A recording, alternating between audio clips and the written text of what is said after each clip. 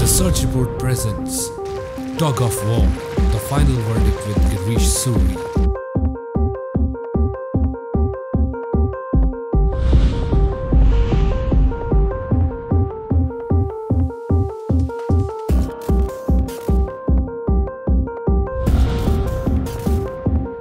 CD channel के दर्शकों का हम सर्च रिपोर्ट के माध्यम से हार्दिक अभिनंदन करते हैं।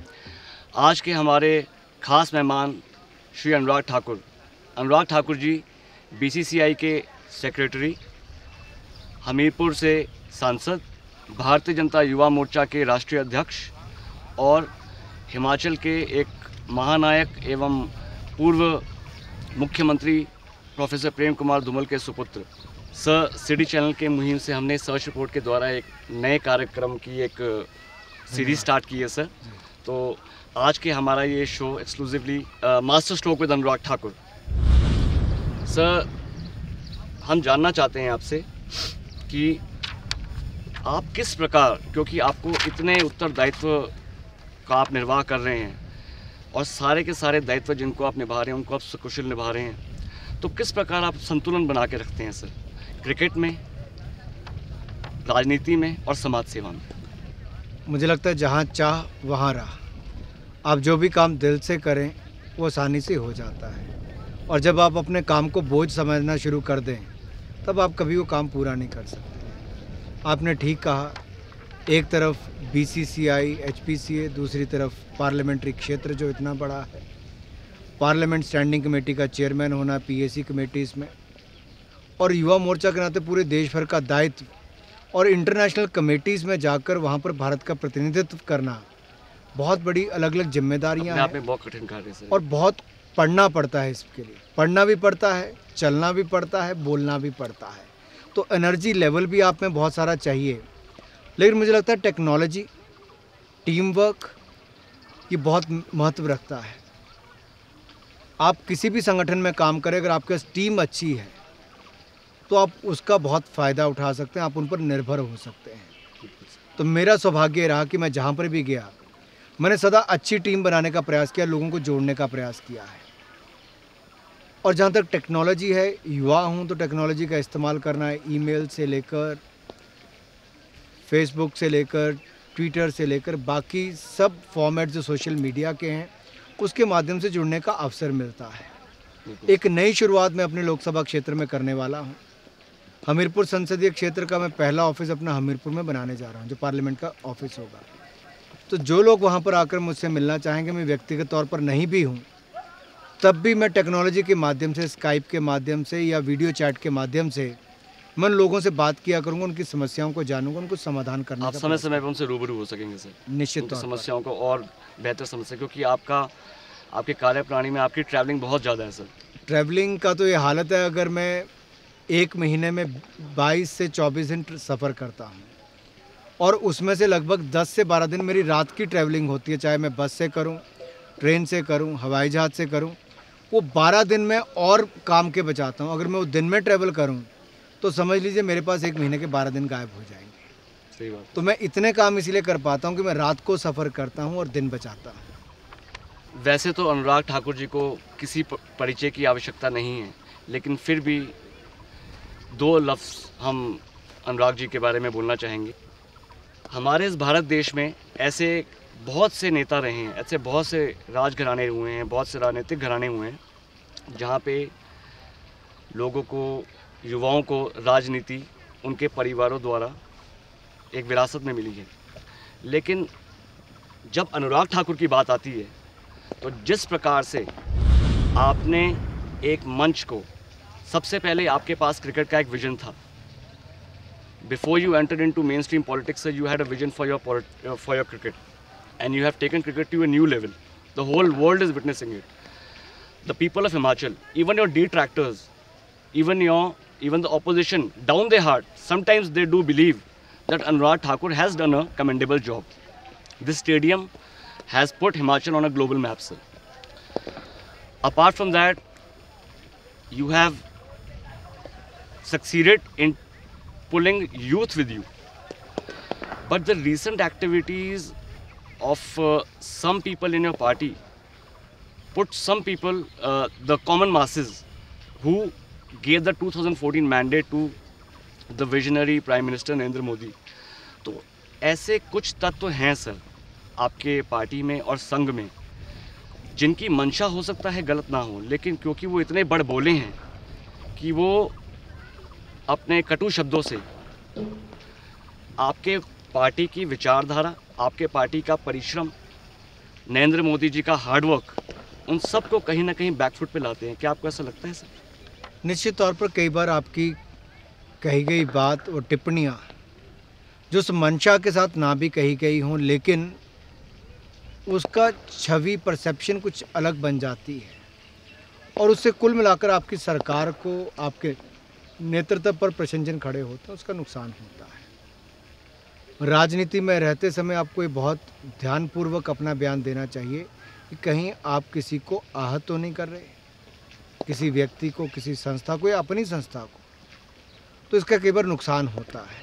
और जितना अच्छा काम मोदी जी ने किया है कि 2 वर्षों में दुनिया उनको एक बड़े नेता के रूप में देखनी शुरू कर दी, इसमें कोई संशय नहीं है सर। और अगर भारत में वो 10-15 साल तक लगातार प्रधानमंत्री रहते हैं तो भारत को विश्व की एक बड़ी शक्ति बनाने से कोई नहीं रोक सकता। आज दुनिया भर की अर्थव्यवस्था चरमरा रही है, केवल भारत की अर्थव्यवस्था आगे बढ़ रही है, दुनिया भारत की ओर देख रही है, लेकिन भारत के अंदर चंद लोग ऐसे हैं जो राजनीति करके मोदी जी की, भाजपा की और सरकार की छवि खराब करना चाहते हैं।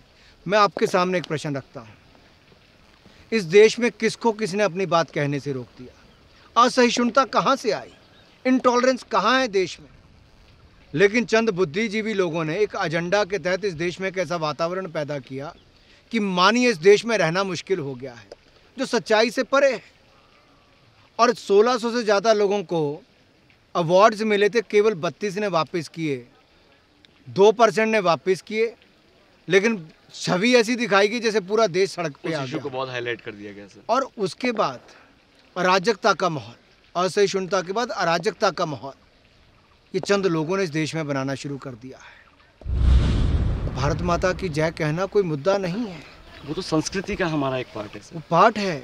और हमें गर्व होना चाहिए कि जिस भारत माँ, जिस भूमि पर हमने जन्म लिया है, जिससे हमें प्रेरणा मिलती है, जिसके लिए हम अपना जीवन बलिदान करने के लिए तैयार रहते हैं, हर भारतीय को एक गर्व होता है, कहते हैं भारत माता की जय। लेकिन चंद लोग उसको भी राजनीति का रूप बनाकर उस पर राजनीति करते हैं। विषय कहाँ से हटाना है? लोग ये नहीं जानना चाहते कि प्रधानमंत्री जी ने फसल बीमा योजना लेकर आए, किसका लाभ होगा? किसानों का होगा, उसको पूरा मुआवजा मिल पाएगा जो आज तक कभी नहीं मिला। 12 रुपये में आपको 2 लाख रुपए का बीमा, सुरक्षा बीमा योजना किसने दी? मोदी जी ने दी, करोड़ों लोगों को दी, आज तक नहीं कोई कर पाया था। 20 करोड़ बैंक खाते खुलवाए मात्र 6 महीने में, जो 60 सालों में नहीं हो पाए। गरीब आदमी को बैंक अर्थव्यवस्था से जुड़ने का मौका दिया, 35,000 करोड़ रुपये गरीब आदमी ने बैंकों में जमा करवाया। 104 साल के बुजुर्ग का अपनी सारी उम्र में खाता नहीं था, उसका प्रधानमंत्री ने खाता खोला। आपको गैस की सब्सिडी, खाद की सब्सिडी, सब कुछ डायरेक्ट बैंक ट्रांसफ़र के माध्यम से मिलेगी। ये कौन कर रहा है? ये मोदी जी ट्रांसपेरेंसी, अकाउंटेबिलिटी, पारदर्शिता और जवाबदेही लेकर आ रहे हैं। मेरे जैसे लोगों को लगता था सब्सिडी नहीं लेनी चाहिए, उन्होंने एक बार कहा गिव इट अप, मैंने सिलेंडर की सब्सिडी छोड़ दी। 600 करोड़ रुपये सरकार का बच रहा है, उसका फ़ायदा किसका होगा? 5 करोड़ महिलाओं को 3 सालों में मुफ्त में गैस के सिलेंडर देगी तो नरेंद्र मोदी की सरकार देगी। सर यही हमारा प्रश्न है, आपको बीच में टोक रहा हूँ, क्षमा चाहता हूँ, कि यही सारे कार्य, जितना परिश्रम मोदी सरकार कर रही है और साथ ही साथ न्यूज़ के माध्यम से हमें दिख भी रहा है कर रहे हैं। कुछ लोगों के बोलने से पूरी देश की जनता भ्रमित नहीं होगी, लेकिन मेरा स्पेसिफिक क्वेश्चन आपसे ये था सर कि जो लोग आरएसएस के माध्यम, जो आरएसएस के कुछ कार्यकर्ता हैं, कुछ जिसका पीछे अनुपम खेर जी ने भी कलकत्ता में टेलीग्राफ के इवेंट में अपना जाहिर किया था, उन्होंने अपनी एक पीड़ा जाहिर की थी कि मोदी जी का काफ़ी सारा ऐसा परिश्रम है, उनकी गुड पॉलिसीज़, उनकी गुड गवर्नेंस, उनकी ग्लोबल एरिना में उन्होंने जो अपनी एक विजनरी सोच रखी है, भारत के साथ आज हर कोई जुड़ रहा है। इतना सारा आपका हार्डवर्क, इतनी सारी आपकी टीम एफर्ट्स, मोदी जी का जो भारत देश को बनाने का एक स्वप्न है वो बिल्कुल सही दिशा में जा रहा है, लेकिन कहीं ना कहीं जो डैमेज आपकी पार्टी द्वारा हो रहा है शत्रुघ्न सिन्हा जी, देखिए निश्चित तौर पर मैं आपसे तो मानता, आप इस चीज़ से कैसे बचेंगे सर? ऐसा क्या डेमोक्रेटिक रिकंस्टिट्यूशन देखिए होगा पार्टी में? राजनीति में आपकी इतनी बड़ी पार्टी है, आपके 13-14 करोड़ सदस्य हैं, चंद लोग पार्टी लाइन पर रहकर बात नहीं करते, उससे पार्टी को नुकसान होता है। लेकिन एक बात मैं स्पष्ट कर देना चाहता हूँ, राष्ट्रीय स्वयंसेवक संघ राजनीतिक दल नहीं है और राष्ट्रीय स्वयंसेवक संघ की बहुत बड़ी भूमिका भारत में है। उनका योगदान सामाजिक क्षेत्र में मुझे लगता है किसी भी सरकार से बड़ा योगदान है और जवाहरलाल नेहरू जी ने स्वयं माना था कि 1962 के युद्ध में एक बहुत बड़ा योगदान उनका था और उनको बुलाकर सम्मानित करके रिपब्लिक डे की परेड में उनको पार्टिसिपेट करने के लिए कहा गया। ये इस तरह की संस्था है जिसने देश को एकजुट करने का प्रयास किया है, देश की ताकत को बढ़ाया है और राष्ट्रीय स्वयंसेवक संघ ने गरीब के उत्थान के लिए, किसान के उत्थान के लिए, पीड़ित के लिए, दलित के उत्थान के लिए बहुत सारे कार्य किया है। और मुझे लगता है केवल कुछ राजनीतिक दल संघ परिवार को बदनाम करने की साजिश रचते हैं, जो बिल्कुल ठीक नहीं है। आप दूसरा उदाहरण देखिए, विद्यार्थी परिषद एक स्टूडेंट ऑर्गेनाइजेशन है। जेएनयू में उन्होंने विषय उठाया कि कुछ राष्ट्र विरोधी ताकतें वहाँ पर कार्यक्रम कर रही हैं। कार्यक्रम कल्चरल इवनिंग के नाम पर था और कहा क्या गया, a country without a post office, यानी कि वो देश जिसका नामो निशान मिटा दिया। भारत की बर्बादी तक जंग जारी रहेगी, आज़ादी तक जंग जारी रहेगी, भारत के टुकड़े होंगे इंशाल्लाह इंशाल्लाह, इस तरह के नारे लगाने वाले हैं। उनके खिलाफ कोई खड़ा हुआ तो अखिल भारतीय विद्यार्थी परिषद और भारतीय जनता युवा मोर्चा खड़ा, इसमें कोई संशय नहीं है। और अगर इन सब को लेकर ये देश में भ्रम पैदा किया जाता है कि देखिए ये तो हमें भारत माता की जय कहने के लिए मजबूर करें, हमने नहीं किया। लेकिन वही लोग जो भारत के टुकड़े करने की बात करते थे जेएनयू में, जब चंद दिन उनको जेल में जाना पड़ा तो जेल से बाहर निकलने के बाद अकल ठिकाने आ गई और कहा भारत माता की जय और तिरंगा झंडा उठाकर चले। कई बार आपको जगाना पड़ता है और हमें देश के टुकड़े नहीं होने देंगे। अनुराग जी, एक बहुत ही महत्वपूर्ण प्रश्न है। क्रिकेट में आपकी निजी रूप से बचपन से रुचि भी रही है, आप स्वयं एक बहुत अच्छे खिलाड़ी रहे हैं। आपने पंजाब अंडर 16 को रिप्रेजेंट किया as a captain, north India को अंडर 19 में आपने रिप्रेजेंट किया है, जीते भी हैं टूर्नामेंट्स।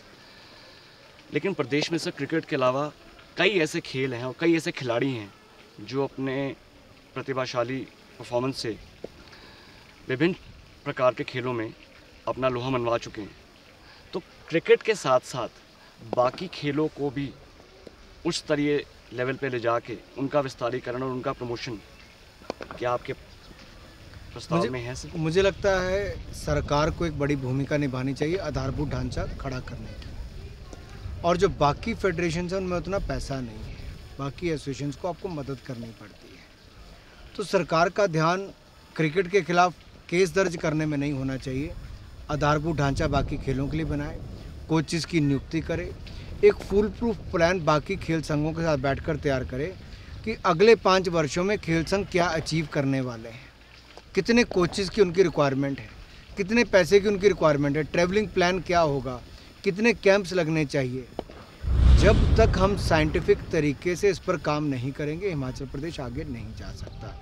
हिमाचल में कौन सी 5 खेलें अच्छी कर सकती हैं, 6 खेल अच्छी कर सकती हैं, उस पर पूरी ताकत लगा दीजिए और बाकी खेलों को भी बढ़ने दीजिए।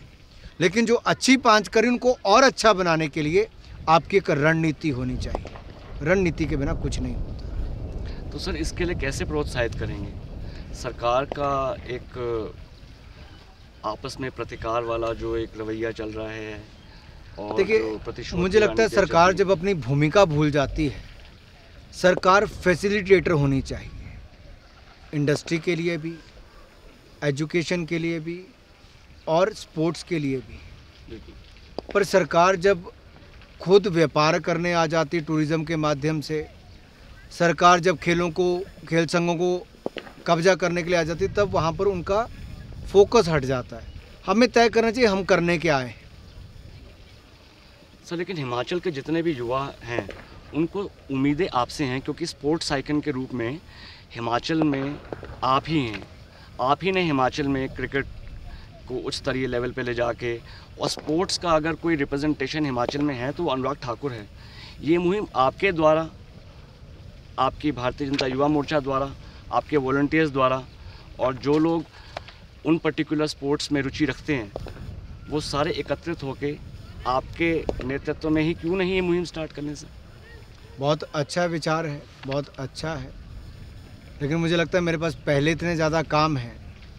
कोई और अगर इसको शुरुआत करता है तो मैं अपनी ओर से पूरा सहयोग दूंगा, और मैं चाहता हूं हिमाचल के जो प्रतिभाशाली खिलाड़ी हैं उनको आगे बढ़ना चाहिए। आप सच मानिए, मेरे मन में था कि इस विश्व कप के मैचेस के आयोजन के बाद जो बड़े मैच थे, 2 ऑस्ट्रेलिया न्यूजीलैंड और इंडिया पाकिस्तान, हमारी इससे मुख्य तौर पर कमाई होनी थी, बाकी मैचों में टिकट बिक्री नहीं होती।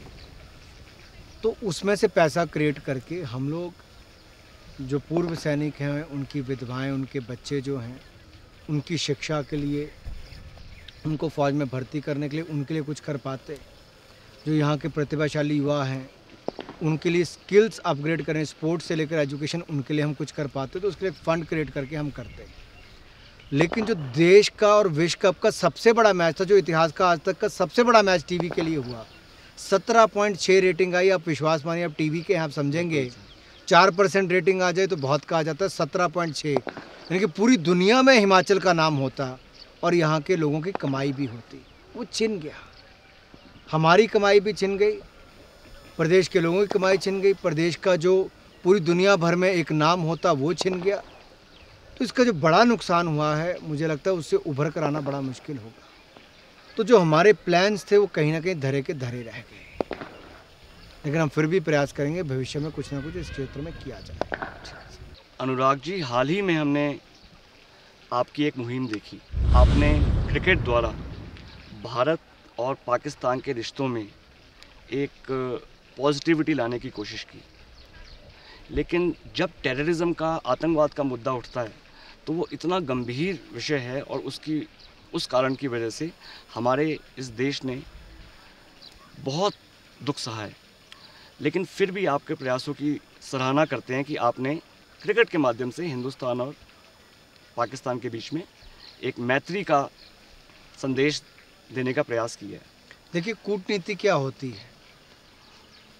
कूटनीति ये है कि आप दुनिया के सामने अपने प्रतिद्वंदी को, जो आपके ऊपर हमले करवाता है या आपके यहाँ पर आतंकवाद को बढ़ावा देता है, उसको एक्सपोज कीजिए। वो कैसे करोगे आपने हॉकी खेलते हो, आप उनके साथ, आप साउथ एशियन गेम्स में पाकिस्तान के साथ खेलते हो, तो आप क्रिकेट में कैसे मना कर सकते हो? और ये विश्व कप का आयोजन था, पहली बात हम मना ही नहीं कर सकते थे, हमें खेलना था। लेकिन यहाँ की हिमाचल की कांग्रेस की सरकार ने मौका दे दिया पाकिस्तान को भारत को बदनाम करने का। वो एक कूटनीति के नाते दुर्भाग्यपूर्ण स्टेटमेंट मुख्यमंत्री की थी, जिसका नुकसान हुआ। डिप्लोमेसी ऐसी नहीं होती है। मोदी जी ने जो किया, पठानकोट हमले के बाद पाकिस्तान को बैकफुट पर ले आए, उनके लोगों के नाम दे दिए, गांव के पते दे दिए जहां के वो लोग आए। उनके लोगों को लगता था कि हम कहेंगे कि हम यहाँ आकर जांच करना चाहते हैं, वो नहीं करने देंगे। हमने कहा आकर जांच कीजिए, हम भी आकर करेंगे। अब उनके हाथ पैर फूलने शुरू हो गए। अब दुनिया भर में हमने प्रचार कर दिया कि हमारी ओर से कोई दिक्कत नहीं है। हमने खुले मन से उनको कहा कि आप आकर जांच कीजिए, हम भी आकर करेंगे, तो पाकिस्तान मुकर रहा है। तो पूरी दुनिया भर में आपने पाकिस्तान को एक्सपोज किया है। JIT के गठन के बाद पता लग गया, बिल्कुल वहाँ पता लग गया, बिल्कुल। लेकिन हिमाचल सरकार ने अपने आप को एक्सपोज कर दिया कि ममता बनर्जी ने आकर उसका फ़ायदा उठा लिया, लेकिन हिमाचल की सरकार ने उसको चलता कर दिया, यहाँ के लोगों का भी नुकसान किया। और दूसरी ओर हिमाचल की सरकार ने पाकिस्तान के कपड़ों की प्रदर्शनी हिमाचल भवन चंडीगढ़ में लगाई, उन्हीं दिनों में लगाई।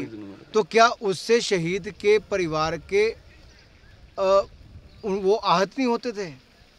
बिल्कुल ठेस तो मुझे लगता है हिमाचल के लोगों का रोजगार और कारोबार छीना और पाकिस्तान के लोगों को रोजगार कारोबार दिलाया तो हिमाचल की कांग्रेस की सरकार ने दिलाया। ये गलत है, दोनों तरफ से गलत निर्णय। अनुराग जी, IPL एक बहुत ही अच्छा कंसेप्ट है जो भारत देश में सुपर सक्सेस भी हुआ। कुछ आईपीएल की छवि भी खराब हुई, मैच फिक्सिंग और काफ़ी सारे और आरोप जो आईपीएल की छवि को थोड़ा ख़राब कर गए थे। आप निरंतर प्रयास कर रहे हैं उस छवि को साफ़ करने का, लेकिन जो ये मैच फिक्सिंग से जुड़े मामले हैं सर, ये खेल की गरिमा को थोड़ा सा हिला के रख देते हैं। बहुत ज़्यादा देखिए, खराब दो कर देते दो बातें हमें समझनी हों। तो दुनिया भर में हर खेल में ये परिस्थिति आती है और इससे जूझना बहुत मुश्किल है। इसको सुधार लाना हमने जितने प्रयास किए, हमने हर खिलाड़ी को अवगत कराना शुरू किया है, उसकी एजुकेशन देनी शुरू की है कि कोई भी व्यक्ति आपसे संपर्क करे, आपको घूस देने का प्रयास करे, आपको कुछ गलत करने के लिए कहे, तो आपको इमीडिएटली एंटी करप्शन यूनिट को इन्फॉर्म करना है। और आप देखिए, आईपीएल के ही खिलाड़ी को जब किसी ने संपर्क किया, उसने फटाफट सूचित किया और हम लोगों ने दूसरे लड़के को 5 वर्ष के प्रतिबंध उस पर लगा दिया। बिल्कुल। पूर्व के जितने खिलाड़ी जिनके खिलाफ कुछ इस तरह की रिपोर्ट आई, हमने सबके ऊपर आजीवन प्रतिबंध लगाया। ये केवल बीसीसीआई ने करके दिखाया है। इस बात की सराहना करनी होगी। एजुकेशन पॉलिसी, आजीवन प्रतिबंध और खेलों के लिए एंटी करप्शन यूनिट बनाकर हमने लगातार काम किए हैं। लेकिन दूसरी ओर कोई अधिकारी तो करप्शन नहीं कर रहा। अगर खिलाड़ी कर रहा है तो उसके खिलाफ कार्रवाई अधिकारी ने की। लेकिन कई बार ये कहा जाता है कि सब कुछ खिलाड़ियों को सौंप दो। मैं खिलाड़ियों के खिलाफ नहीं हूँ, लेकिन administration is a different ball game. Absolutely. So खेलना अलग बात है, कोचिंग अलग है, एडमिनिस्ट्रेशन अलग है। ट्रांसपेरेंट मॉनिटरिंग होनी आवश्यक है। और आईपीएल एक ऐसा है जहाँ पर कहा जाता है टैलेंट्स मीट अपॉर्चुनिटी। तो उभरते हुए खिलाड़ियों को एक अवसर दिया गया, तो आईपीएल के माध्यम से दुनिया भर के खिलाड़ी यहाँ पर खेलने के लिए तरसते हैं। युवा प्रतिभाशाली खिलाड़ी उनके साथ खेलकर और सीखते हैं और भारत के लिए खेलने के लिए तैयार होते हैं। सर, आईपीएल जैसे कि एक सक्सेसफुल कंसेप्ट रहा है, क्या आपकी नीतियों में, आपके फ्यूचर प्लान्स में कहीं मिनी आईपीएल क्रिएट करने का प्रस्ताव है कि जैसे कि आईपीएल इस समय नेशनल लेवल पे हो रहा है, राष्ट्रीय स्तर पे हो रहा है, क्या state level mini IPL, micro IPL teams बनने का कोई प्रस्ताव बन सकता है? देखिए, कुछ राज्य कर भी रहे हैं अपने अपने राज्य की लीग्स। मुझे लगता है इस देश में बहुत सारे अवसर हैं अभी भी बहुत कुछ करने के। थोड़ा और स्ट्रीमलाइन हो जाए, क्या क्या हम इससे सीख पा रहे हैं। क्या आपको आईपीएल की तर्ज पर कुछ और टीमों की एक और लीग शुरू करनी है या स्टेट्स में इसको शुरू करना चाहिए। लेकिन केवल छोटे फॉर्मेट तक सीमित हो जाना, उससे टेस्ट क्रिकेट को भी आपका नुकसान हो सकता है। मतलब Anurag ji, this could be a good experiment if it is implemented in state level. निश्चित तौर पर। निश्चित। सर, संघ की विचारधारा को आपके कई प्रतिद्वंदी एक कट्टरवादी संगठन के रूप में प्रस्तुत कर रहे हैं देश को, और लोगों को भ्रमित कर रहे हैं कि संघ एक अराजकता पैदा करने वाली संस्थान है। इसके बारे में आप क्या कहेंगे सर? मुझे लगता है संघ के बारे में सर्टिफिकेट किसी और से नहीं चाहिए। संघ का कार्य अपने आप बताता है कि अगर राष्ट्रवाद को लेकर और भारत में गरीब, प्रताड़ित, पिछड़े हुए के लिए किसी ने काम वर्षों वर्षों तक किया है, तो राष्ट्रीय स्वयंसेवक संघ के लोगों ने किया है, जो सदा राष्ट्र के लिए समर्पित रहे। जो इतने पढ़े लिखे लोग भी अपना पूरे जीवन में अपना करियर छोड़कर भारत माता के लिए समर्पित है, भारत के गरीब के लिए, भारतीयता के लिए समर्पित है, वो उदाहरण कहीं और देखने को नहीं मिलता। वो केवल आरएसएस में देखने को मिलता है। आप उनके जीवन को देखिए, जितना अनुशासित जीवन वो लोग जीते हैं, परिवार से दूर रहकर गरीब के परिवार के लिए काम करते हैं, बहुत कुछ सीखने के लिए। और चंद लोग केवल उनके ऊपर इस तरह के आरोप लगाते हैं क्योंकि वो जानते हैं कि आरएसएस की जड़ें मजबूत हैं, ज़मीन के अंदर तक, लोगों के दिलों तक फंसी हुई है। लेकिन जितने मर्जी प्रयास कर लें, जो छाप व्यक्तिगत तौर पर आरएसएस ने घर घर जाकर काम करके की है, उसको मिटाना इतना आसान नहीं।